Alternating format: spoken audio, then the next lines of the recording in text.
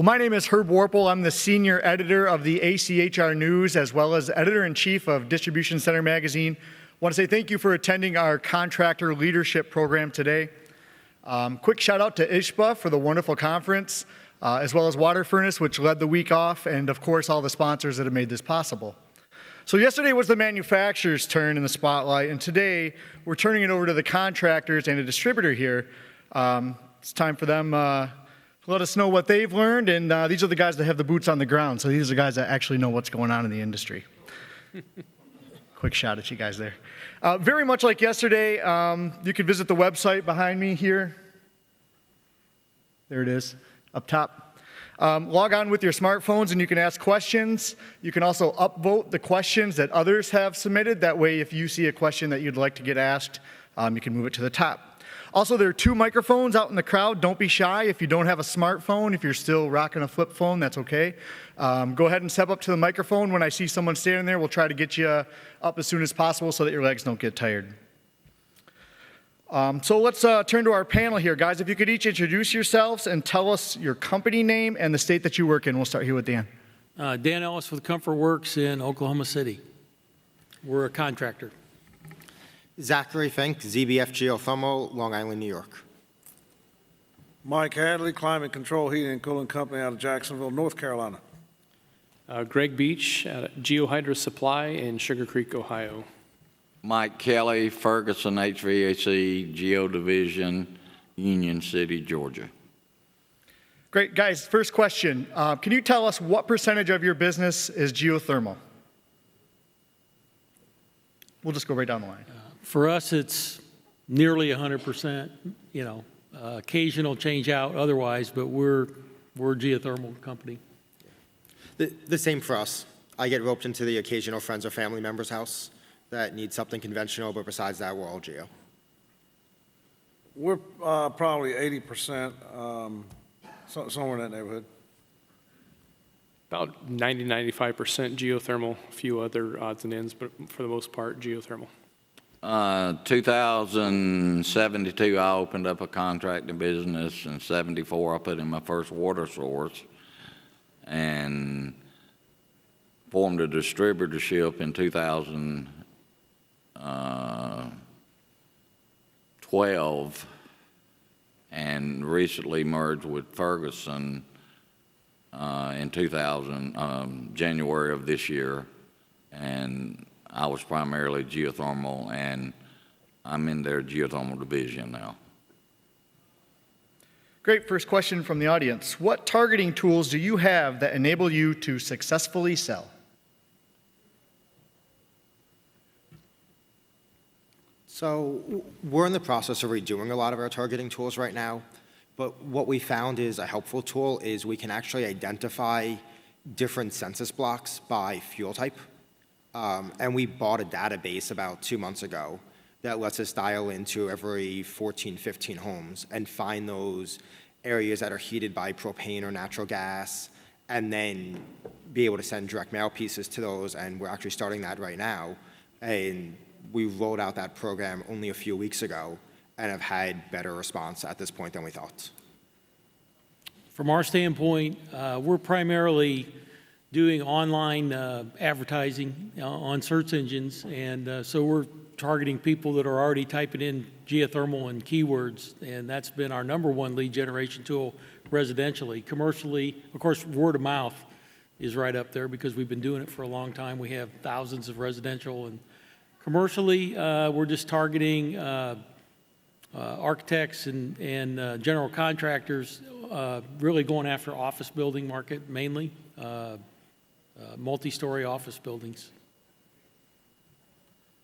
We do home shows and in our local area, and on web, different sites there, and word of mouth. We've been doing since our first closed loop was put in 1994, and we started our business in 1980, and that was about the first unit we put in was a water source on an open system there.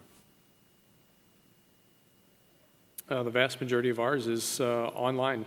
We've been a presence online for over a decade, and that's where we get most of our business. But word of mouth, again, is probably the next one.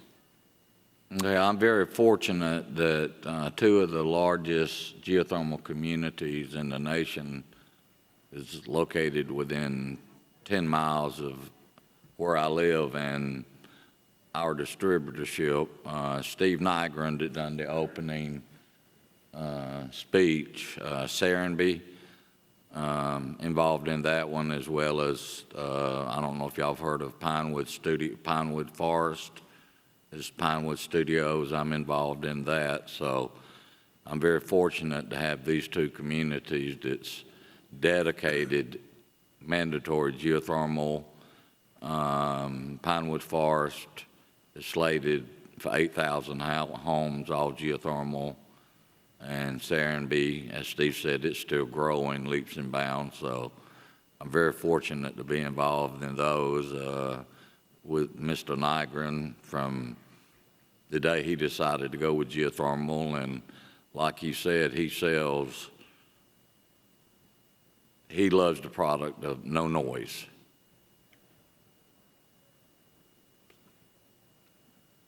Thanks, guys. Do you have in-house drilling rigs? Why or why not? I did as a contractor, and those of y'all that do, it's very labor intensive.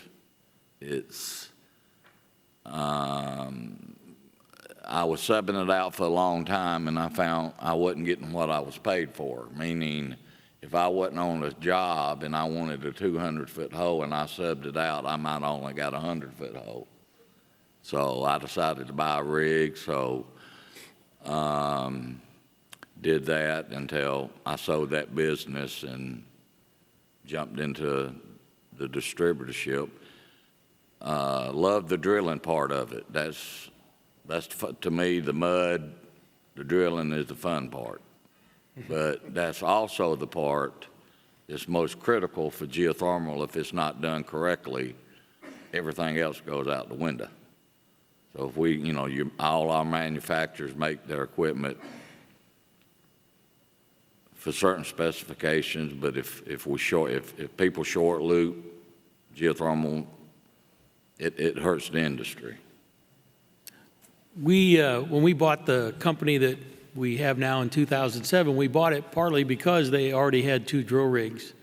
And we operated those for many years, but as the business grew and the number of installations grew, the Lord blessed us because our next door neighbor was a company that has 350 people and probably 50 horizontal boring rigs that did all the work for the gas company. And one day the owner of that came over and said, "I'd like to buy your drill rigs and give you back contract pricing," and it allowed us to focus solely on our part of the work because I just found that it was you need a whole different kind of back into your shop. You need a crane and a tall bay to get them in and work on them, and you need mechanics that know how to keep rigs going.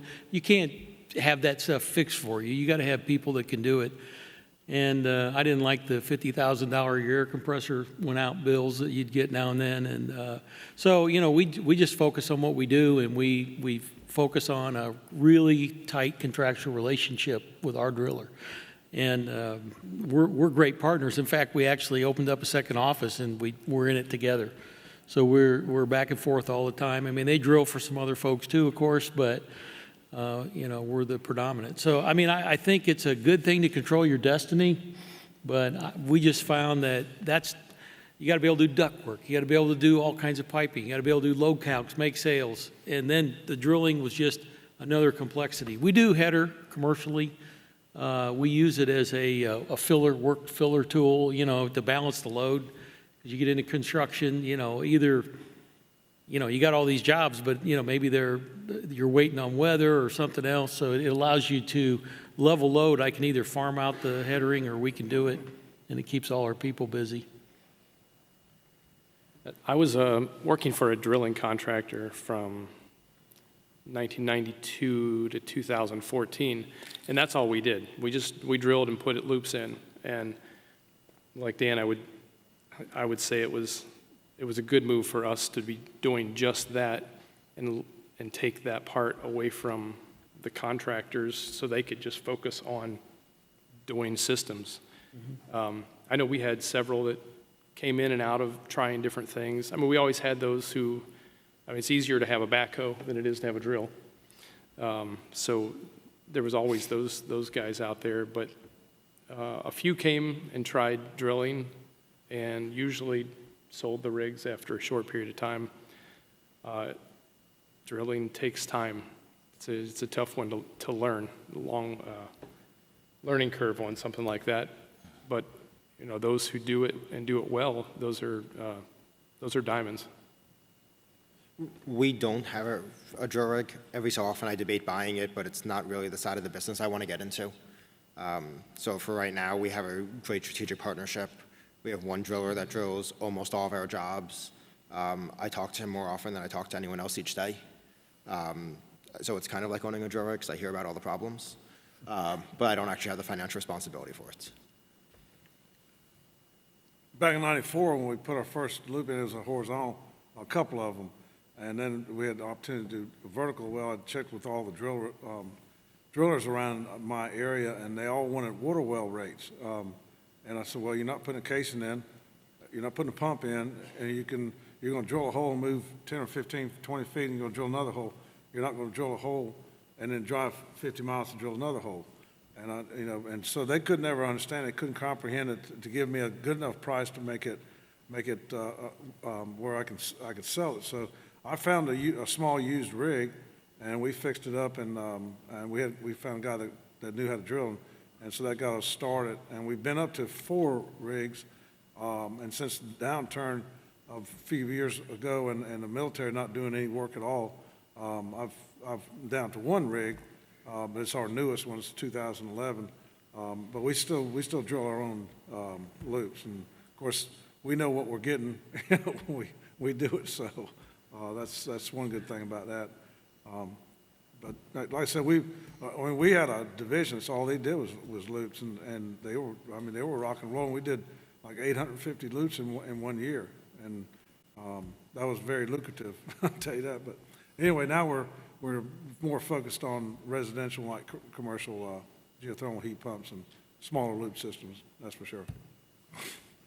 Everyone in the skilled trades dealing with a lack of qualified workers. So guys, how are you finding and attracting the next generation of talent to the industry? It's a tough one, next generation. Yeah, no, it's a tough one because I see it, within my friends' social circles that no one wants to be in 100-degree attics. I stop by the jobs, and I don't want to be up in the attics with the guys. So, we're trying things, we're fortunate on Long Island. We have a great workforce development program that we can partner with, one of the local universities. We're going to work with them to create a training center. So that's one of the initiatives we have going on. Some of the schools, they have an HVAC tech program that they want to add a geothermal component to. Within New York State, we're lucky that we have a lot of support. And, New York State has this ambitious goal to basically, we're doing about 1,000 boxes a year residentially in New York State. They want it to be 100,000 boxes a year in the next 6 years. And there's just not enough installers. Even if I quadrupled the size of my company each year, and all my friends that had companies did it, we're still not at that point. So New York State recognizes that need and is trying to train them. But right now, if I need a good guy, you have to poach them. That's how you get someone. Main thing we try to do is make sure guys like you don't poach our guys. I'm very good at it. Yeah, we try to take very good care of them. And, I can say commercially, because that's the side of the business that I handle. It's about 2/3 of our business. We have grown our top journeyman from within. We bring in apprentices that we think have the mechanical aptitude, and it takes a period of several years. It takes actually three years to become a journeyman, but in Oklahoma, working alongside. But we've just continually grown and developed them. You're not going to hire somebody that knows how to fuse 8-inch pipe and do. Our commercial projects are large. Then most of our work is actually piping. That's our unique skill set. That's our value add, because the duct work, we will do it, and we can do it, but we typically have more jobs sold than we have manpower to do all the sheet metal. So we have sheet metal subs that we work with that are good sheet metal contractors that allow us to tackle buildings that of a scale that we couldn't even keep up with the workflow if we tried to do 100% of the HVAC with our own crew. So we subcontract where we need to, and we work with the local Votex, but it's an ongoing problem for sure in our industry, is bringing people into it. Yeah, unfortunately, I mean, you'll see most of us up here, with the exception of two, I see, have gray hair. One of the problems I see, I mean, let's face it, nothing against the younger people in the crowd, but the millenniums do not want to play in the mud like we used to. The heating and air industry is not a glamorous industry that says, I want to grow up and be a heating and air guy. Most of us entered it through family, inherited from our fathers, uncles, whatever. But one of the problems I see is younger people wanting to come in, but they don't want to pay their dues of playing in the mud, learning how to fuse. Classroom environment is fine when it's 10 degrees outside or 100 degrees outside. Fusing, digging ditches, running a drilling machine, there's nothing glamorous about it, even putting ductwork in the house. So we've got to groom younger people to replace us as we leave the industry to have the passion. Most of us up here have always had the passion, as y'all, that's why we're still in it. But we've got to find a way to encourage younger generations to come in and take our place as we leave, or our industry is going to suffer from that. That's the worst challenge that we have, is finding people, finding help that wants to work and wants to learn the business, or not necessarily the business end, but the installation end. And if you go to a residential job that's got 10 or 12 people on there, it might be 3 different trades or some other, just look around and guess the average age. I've been to some, and the average age was probably 55, 57. That's the average age. And so that's not right. It should be in the 20s or 30s. You know, and we really, as an industry, we really have a problem there. We've had this problem for 10 years or more. And everybody's been talking about it, but there's not really anything that I know of that's being done about it that's making a big difference. Yeah. The one other thing I'll say is that if you look at a solar installation company, those tend to be younger installers that are passionate about the product. And I think we need to bring that to the geothermal industry as a whole, that we're not selling a heating and air conditioning system. On my dating profile, when I was online dating recently, I had that I owned a clean tech startup. Got a lot better response. But, marketing.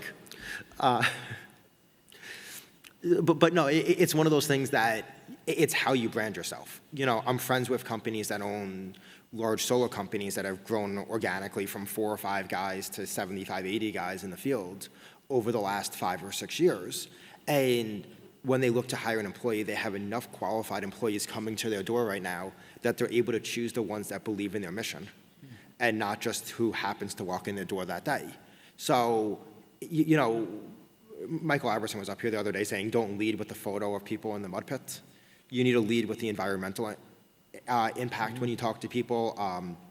I've recently been talking about kids' health in houses. We have a lot of oil heat house, and if you can take the oil heat out of the house, will you get rid of lower asthma rates? And there's some scientific studies that back this up. So now you're creating a quality of life and you're creating a lifestyle, and people want to be part of that type of movement.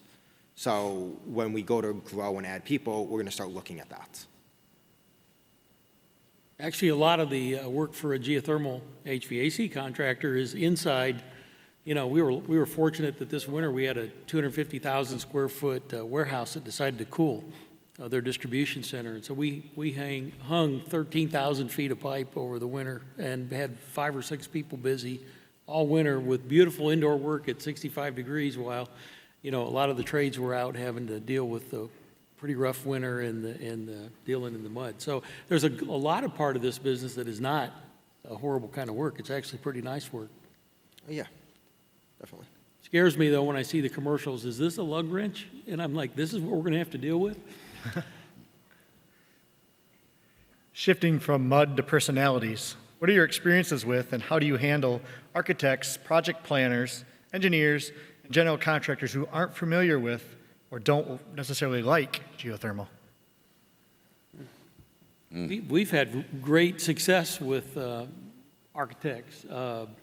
There's a lot of appeal to them to not have to deal with parapet walls and screening of outdoor equipment once they see the benefits. So, you know, it's a process. We started out with one general contractor who installed geothermal in an office building and really became impassioned about it and has actually gone around the country and spoken he's in general contractor groups.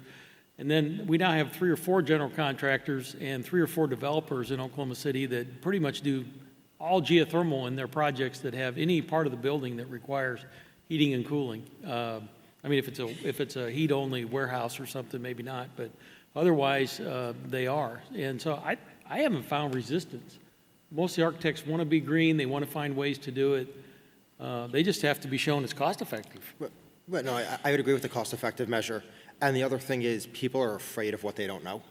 So you'll find, you know, with any industry that whether it's, you know, I have people that don't want to do solar because they don't know it. Right. I have friends that own air conditioning companies that don't want to do radiant heat because they don't understand it, how to do it controls.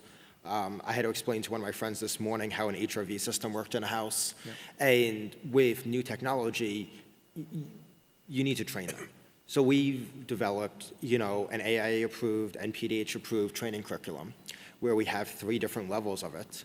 And we'll come to someone's office and we'll give them a lunch and learn free of charge to talk to them about the technology, get them on board. We'll try to bring one of our clients with us, and we'll try to have them know the benefits of the technology, and we're trying to convince them to believe in it enough to give us the opportunity to sell it to their clients. We're developing some case studies right now that were a little bit more specific to our company, that we can show them this big company or, you know, I have the New York City marketplace right next to me. We're doing our first low-income passive housing development going up, where I have tons of city developers going to me, show me who else did it, and we'll do it on our project. So now that we have that one, the others are calling us every day. So you just need to get over that hurdle the first time, and then once people see the technology, they love it. I had a job we just finished where the electrician was fighting me every 3 seconds. Oh, I need to upgrade the service in this house. I need to do this. I need to do that. And at the end of the project, he walks up to me and goes, you know, we've been working in this house for 4 months that your system's been running. It is the most comfortable house I've ever been in. So. Yeah, I've had the opportunity to work with quite a few engineers on commercial projects, and I'm working with architects that have actually drawn up houses. These are pretty big houses. Actually, in the next week or 2, I'm going to one of the architects' office to give him a dog and pony show on geothermal, just so that him and all his associates know a little bit more about geothermal, the benefits of it and all that, and I expect to see, you know, just about every one of their houses to go geothermal, and because they do a lot of stuff on the beach, and they're tired of seeing the outdoor units becoming a rust bucket after 3 or 4 years, and it just ruins the aesthetics of the house, and even just having outdoor units ruins the aesthetic. But the true benefits of geothermal, the comfort, efficiency, the noise, all that it goes right along their lines of a real high quality house. So that's the things that you need to show these architects, engineers, is those type of benefits. I mean, the efficiency, they're going to know that's there, but really just make sure that they know that there's no outside units, and it's very, very quiet, you know, and you know, that's my take on it anyway. I think the only thing I would add to that is that it used to be that you could visit an architect, engineer, or anybody a builder, somebody who's going to put a system in and to promote geothermal. They may not quite accept it the first time, They kind of get the picture of it the second time. The third time, they're like, hey, let me try one of these. But now it might be 7 or 8 visits before they're willing to even give it a shot. I think some of it's just sticking to it. Just keep walking through the door, don't give up. Because I've had some contractors that were just like, no. Well, why don't you leave me some literature? Well, hey, so tell me a little more about this. And now they're saying, hey, I think the next job I'm going to give this a try. So it takes time, but that's really what I'm finding. One of the things I found is once 10 years ago, you mentioned geothermal to an architect or engineer, he'd about laugh you out the door. Education to them has brought us up to the point that they'll at least let us talk to them. One of the big things that I enjoy talking, not only is the aesthetics in a custom home or a building, is the return on investment. And with the tax credit, for commercial tax credit, the accelerated depreciation. But one of the big things that we always gravitate to is the cost of ownership. The geothermal equipment lasting twice as long as a conventional system. So the cost of ownership is something that I see that really gets their attention.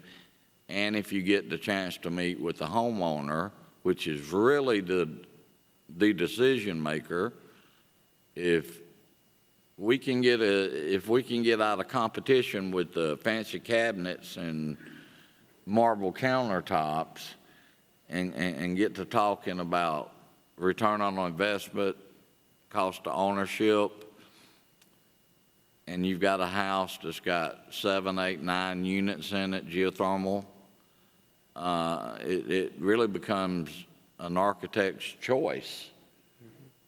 Now, on these bigger homes, because he's not having to design around a pod or many outdoor units, and the noise factor again. No noise. You hear crickets at night. So, that's one of the key things I found that they really didn't want to talk to contractors and manufacturers about it years ago, but now they're opening their ears and are designing them in custom homes. Shifting from architects to residential customers, what has been your best quote-unquote pitch for residential geothermal without the tax credits, and how do you plan on preparing to move on when the tax credits expire this time around? One of my best over the years has been testimonials from previous geothermal installations of efficiency, quality of air in adverse weather conditions, summer, winter, the noise and testimonials to give to those people, as well as information to contact those people. The word geothermal to a lot of people, when I was young, it was water source, okay? When it changed to geothermal, it scared a lot of people. That word scared a lot of people. They didn't know what it meant. So the average homeowner, if you get to meet with the decision makers and the husband and the wife, and explain to them the investment, this is an investment. There's very few things you can put in your house. A 2x4 stud is not going to give you a return on investment. Corian, marble, whatever countertops, not going to give you a return on investment. There's very few things that we can put in a house that gives us a return on investment. So if you talk to those homeowners about investment, and return on investment. Show them the percentage of your return on your investment, where it's better than in a bank. That's where you get the attention of the custom homeowners. Your tract housing is a tough market. I don't think, I hope we can get there, but, you know, the custom homeowners is all about return on investment. I think one of the biggest things that with the whole geothermal industry needs to do is copy after the solar industry is creative financing. When's the last time you went and looked at a car and the guy said this car's $26,000? No, it's $289 a month. I mean, car dealers, they haven't talked about how much a car is in a long time.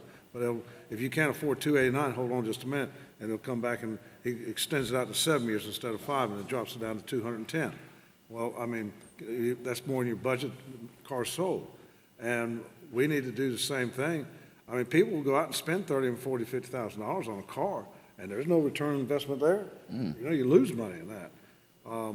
And you know, on this geothermal heat pump, it costs $20,000, $30,000, $40,000, $50,000. With the right, let's say with the right financing that would fit into their budget, especially the millennials, they're more into their budget minded. I mean, they know how much money they have every month and stuff. They don't have a big pocketbook. They don't have a bunch of money that's $20,000, $30,000 in the bank. They look at, what's this thing going to cost me per month, and don't even talk about how much it is.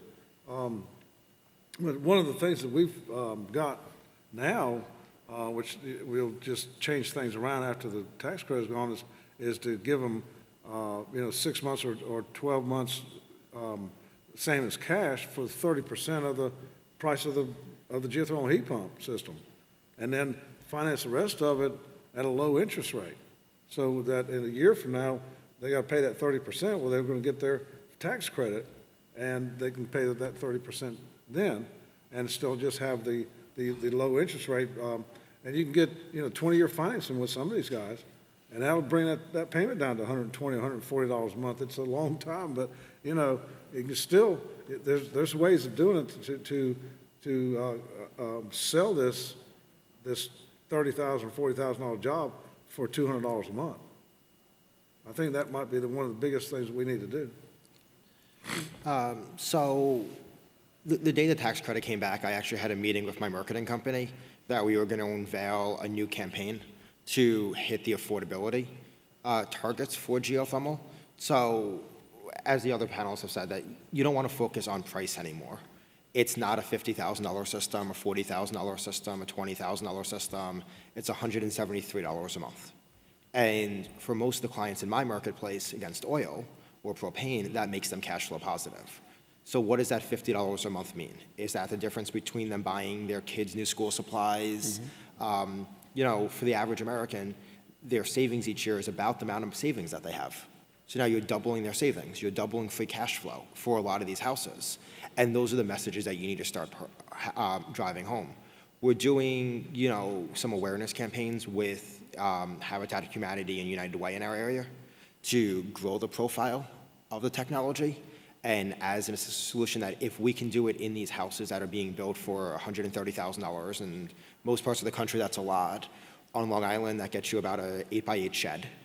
So we're able to use those to grow. The other thing that we've had success with, at least in New York State, is getting our government regulators involved.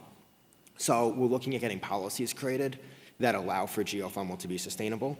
One of the big ones is they're going to start allowing third-party recovery on utility bills to allow for kind of like the solar model, the ESCOs and the PPAs to come into the marketplace. And that's going to be a game changer for us because you're not the loan servicer. It goes right on the utility bill, and it's guaranteed savings to the clients, the way that program's structured. And then we also look at, so the tax credit's great, but what can we do to optimize our installation? I'm one of the few contractors that were out there that when the tax credit went away said, hopefully we get it back in a few months, but hopefully it comes back far enough away so it doesn't come back tomorrow, that companies look at their overhead and look at the way they do business so they can optimize and become leaner companies. So we're prepared to bring it forward. And I just really hope that now that tax credit's back, we don't look at this and go, I can raise my prices. I can go from 25 to 35% margin.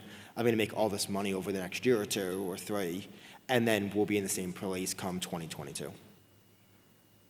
Yeah, I wish we could raise our prices, but, we're in a real competitive, pretty mature market for geothermal in Oklahoma. And, I know there's all this talk when the credits go on, the prices go up, but we don't see that at all because there are plenty of dealers out there throwing prices out every day.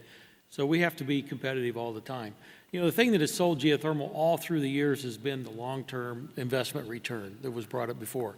You put it on how do you compare that to what you can earn today in a money market account, which is still nearly nothing. And if you can show a 5 or 6% return long-term, that's a good investment. It's hard to get some people to think, longer term.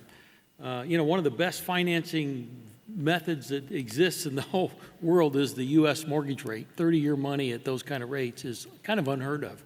There's no third-party financer or anybody that can touch the deal that we have in our mortgages. One of the problems that we had is that when the 2008 crisis happened, they tightened everything up so much that appraisers and everybody were so afraid to lend a few dollars more in a house.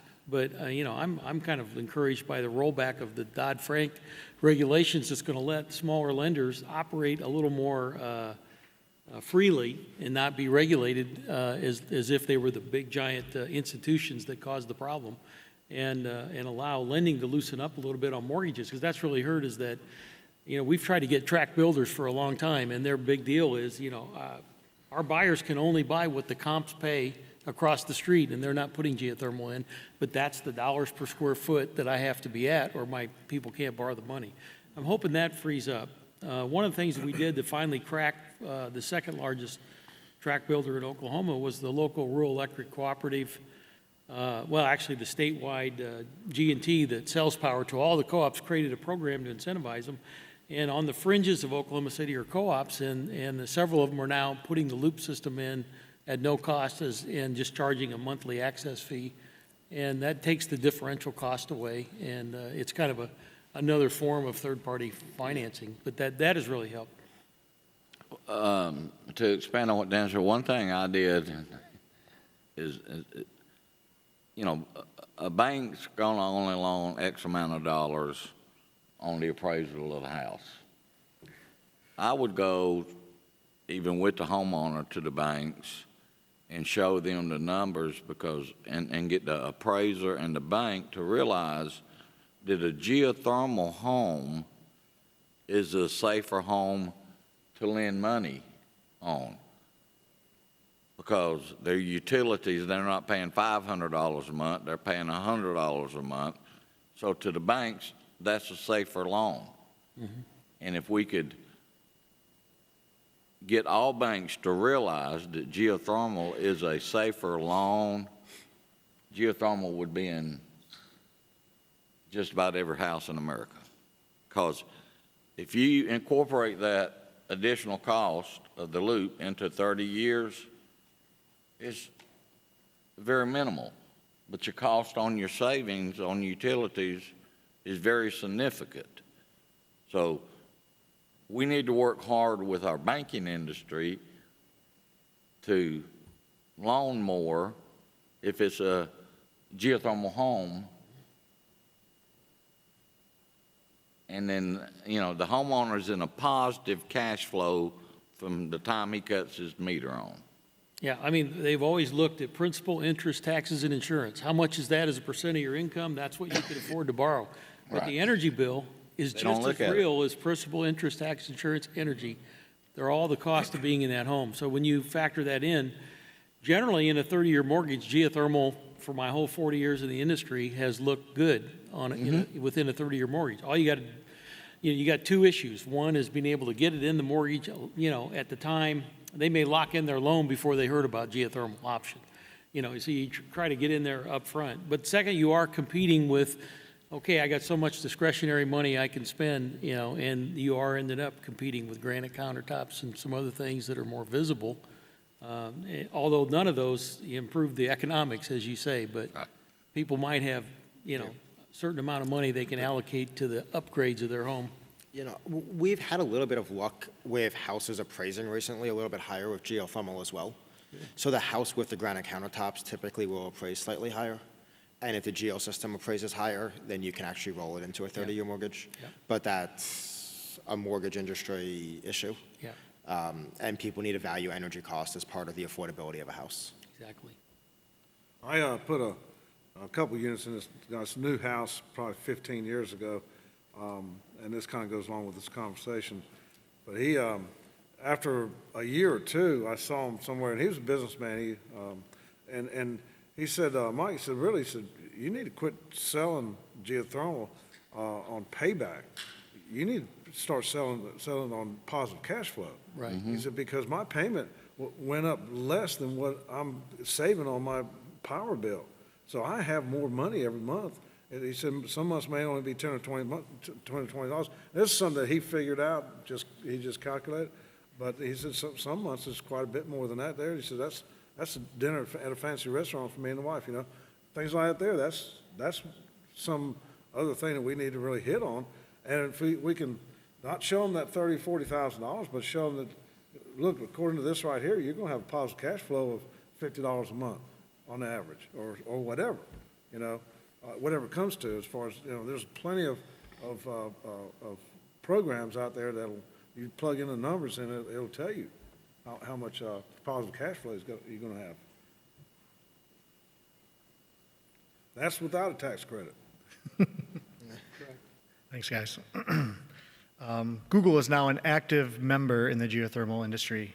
As a contractor or distributor, what are your thoughts on this? Are they the big bad wolf, or are we perhaps better together? So the first point that I'll make is Google is not in the industry, and we need to clarify that as an industry. We hurt ourselves by saying you have this Fortune 10 company that we're competing against. Final ownership equity is not publicly released, but you can see their investors on Angel's List or any one of the 100 other websites out there. And they're an investor in a company called Dandelion.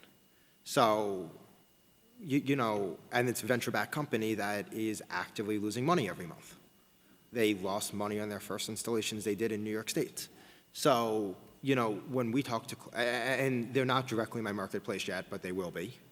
I'm kind of ground zero. I'm in New York State, where they are. So I welcome the competition. We need to do things better that, they're selling monthly payments. We need to do that. They're talking about how they're a clean tech company. I got that idea from someone. But, they're not talking about the mess that they're doing. They're talking about ease of installations, taking the pressure points out of a job. When you look at their website, it's vibrant, it's lively. It's not a dark website. And they're really pushing the benefits of the technology, and I think we can all push the benefits of the technology better. I would agree with Zach. I welcome them. I think they will bring some great things to the industry. I think we need to not be afraid. We've got a great product, and they're selling it. They may be selling it in a different way than we have seen in the past, and maybe it's because we need to learn something from them. I think we welcome the things that they bring that we can learn from and take a step back and maybe re-examine ourselves and how we're doing things, and we can learn quite a bit from them. I welcome them into the industry. I think just as a name, Google's going to bring interest and involvement and awareness to the industry, and if all of a sudden 1 million homeowners now understand what geothermal is because they Googled it, great. It'll help us all. If we thought, if we thought things would never change, we'd all still be riding in a horse buggy. Google is into everything. If we don't welcome them into our industry, let's face it, ladies and gentlemen, a rising tide raises all the ships in the harbor, not just one. So if they can bring attention to our industry without messing it up and bringing people that are not trained, to mess the market, the name up, and you heard me talk earlier about short looping. There's a lot of things that can give geothermal a bad name if not installed correctly. But just for Google to start recognizing the geothermal industry is, I think, it's going to be a key to the manufacturers, and it's going to trickle right down to the consumer to ask the question about geothermal and look and educate them about geothermal benefits. I'd like to see them rise the tide to 1% this year. We'll all have work to do.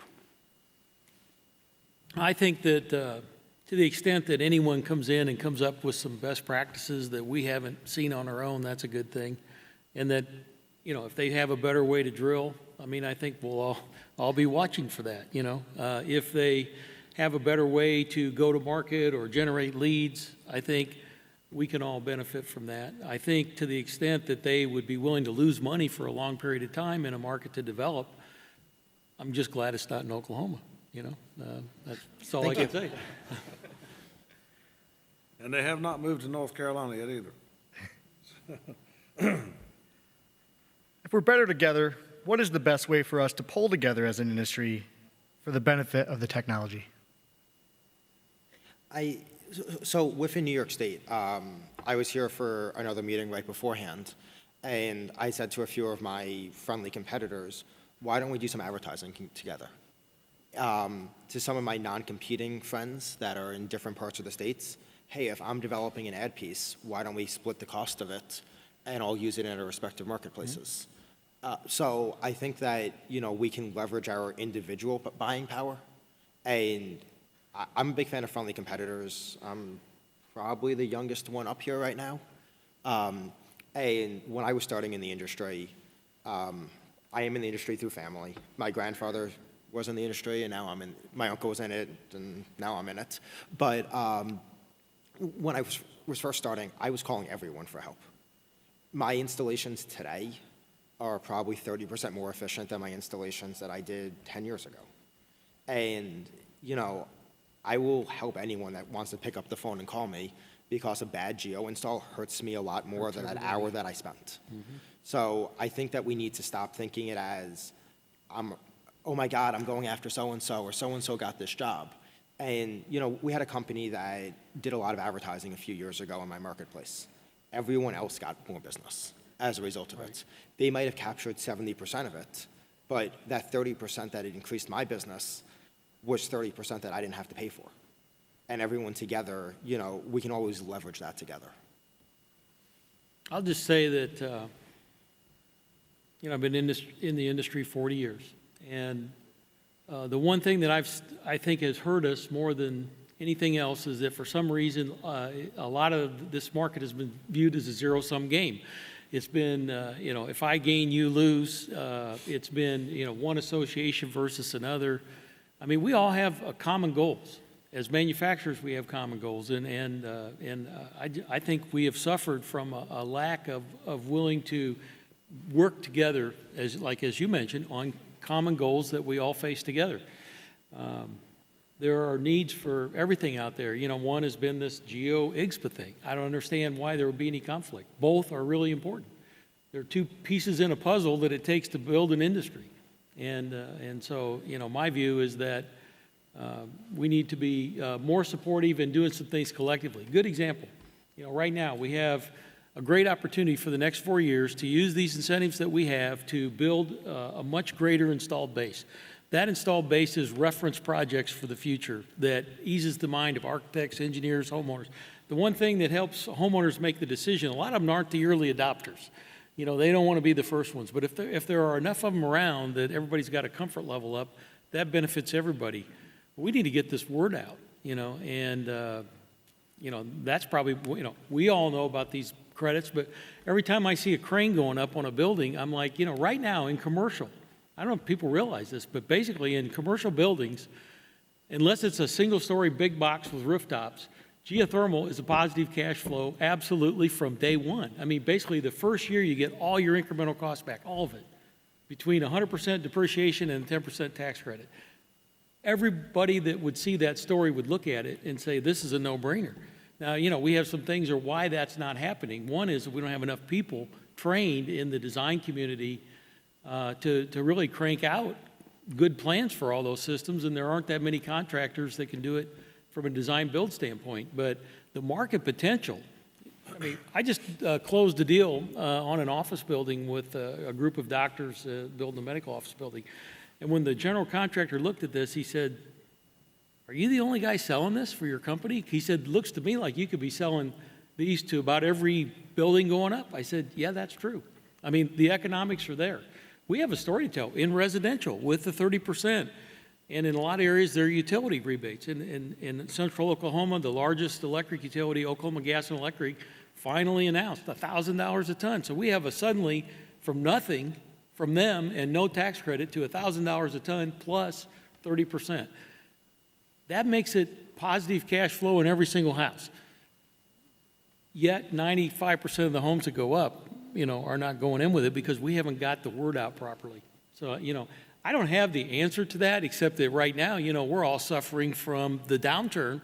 We don't have money to go out and spend $100,000 on a television advertising campaign or whatever that might be. So we continue to do the smartest things we can. The home shows and so on are great lead generators. And, the people are coming that are looking to do things, and they're the best ones to target.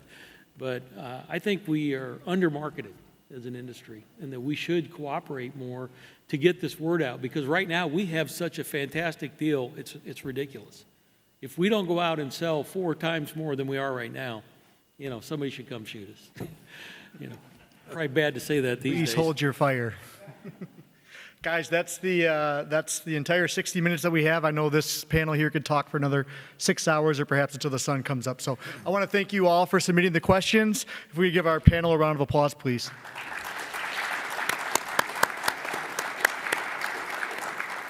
Thank you, folks. Enjoy the rest of the conference.